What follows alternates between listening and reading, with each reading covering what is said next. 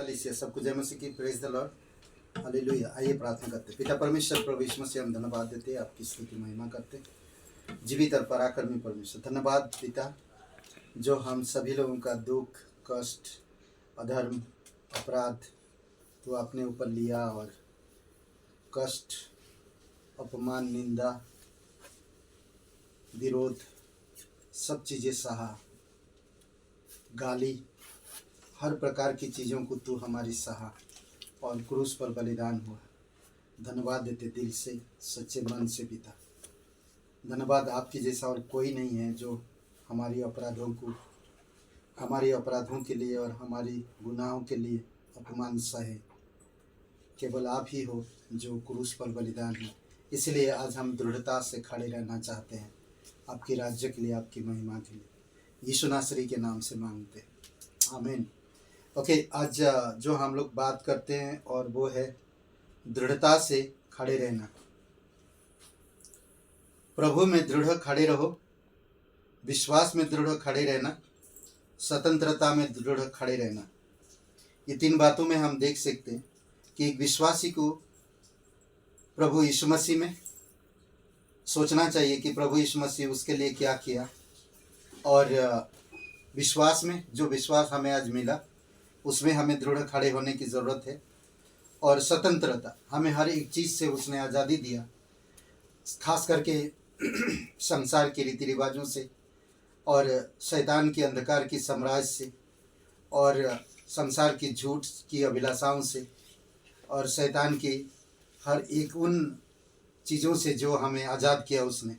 कुछ बातें कुछ वचन हम लोग देखते हैं फिलिपियों के 4 अध्याय में, हम बहुत सारी चीज़ों को देख सकते हैं। कहता पहला वचन में ही कहता, इसलिए है मेरे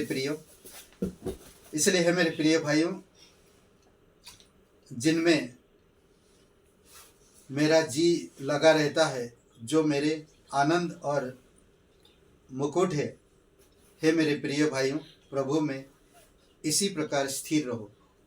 ये 4 अध्याय में बहुत सारी बातें हैं स्थिर रहने के लिए, प्रभु में स्थिर रहने के लिए।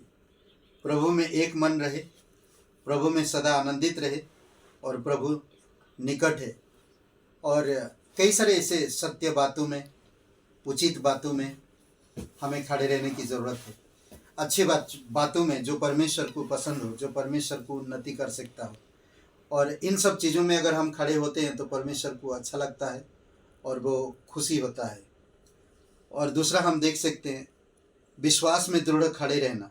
पहला कुरिन्थियों का 16-13 में, जागते रहो, विश्वास में स्थिर रहो और पुरुषार्थ को बलवंत हो, जो कुछ करते हो प्रेम से करो। ये विश्वासी लोगों के जीवन में विश्वास में खड़े होना है तो हमें पुरुषार्थ कमर कसना होगा, वचन में, परमेश्वर की आज्ञा में, परमेश्वर की बुलाहट में, परमेश्वर की शब्दों में हमें यकीन करना होगा और आगे बढ़ना होगा। और स्वतंत्रता में दृढ़ खड़े रहने के लिए कहता है गलतियों का 5वां अध्याय वचन 1 में, मसीह ने स्वतंत्रता के लिए हमें स्वतंत्र किया है, अतः इसी में स्थिर रहो और दास्तव की जुए में फिर से मत जोतो।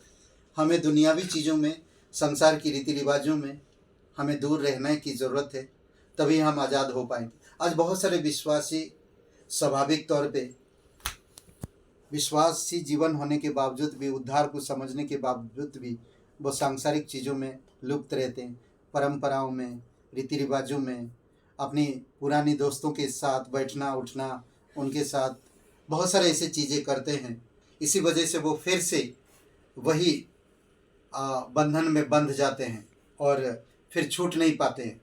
तो इसीलिए हमें समझने की ज़रूरत है कि परमेश्वर अगर हमें स्वतंत्र किया है तो हमें स्वतंत्र रहने की ज़रूरत है। और स्वतंत्र रहने के लिए हमें परमेश्वर की वचनों में बढ़ना, संगति में बढ़ना, कलीसिया में बढ़ना और छोटे छोटे कामों में हमें बढ़ने की ज़रूरत है। और दास्तव की जुए में से हमें बाहर आने की ज़रूरत है। उस जुए में वापस से हमें अपने आप को जोतना नहीं है, बल्कि हमें खड़े रहने की ज़रूरत है, स्थिर रहने की ज़रूरत है। ये 5 बातें हैं जो आप एक विश्वासी हो तो इन 5 बातों में आप मेडिटेशन कर सकते हो, आप मनन कर सकते हो, आप सोच सकते हो, सोच विचार कर सकते हो। फिलिपियों का 4 अध्याय पढ़िए, कुरिन्थियों का 16-13 पढ़िए, पहला कुरिन्थियों का 16-13 और गलतियों का 5-1। आमीन। आइए प्रार्थना करते हैं। पिता परमेश्वर, प्रभु यीशु मसीह, हम धन्यवाद देते हैं, आपकी स्तुति महिमा करते। जीवित और पराक्रमी परमेश्वर, सारा आदर सारा महिमा हम तुझे देते। धन्यवाद इस दिन के लिए, इस डिवोशन के लिए धन्यवाद देते। प्रत्येक भाई बहनों को आप अभिषेक करो, जो लोग बीमार हैं प्रभु आप उनको छुओ और उन्हें चंगाई दो और तेरे अनुग्रह में बढ़ाओ पिता। धन्यवाद यीशु मसीह के नाम से मांगते हैं, आमीन। हे ब्रदर एंड सिस्टर, सब जय मसीह की। Praise the Lord. लाइक करिए, कमेंट करिए, शेयर करिए। बहुत बहुत धन्यवाद।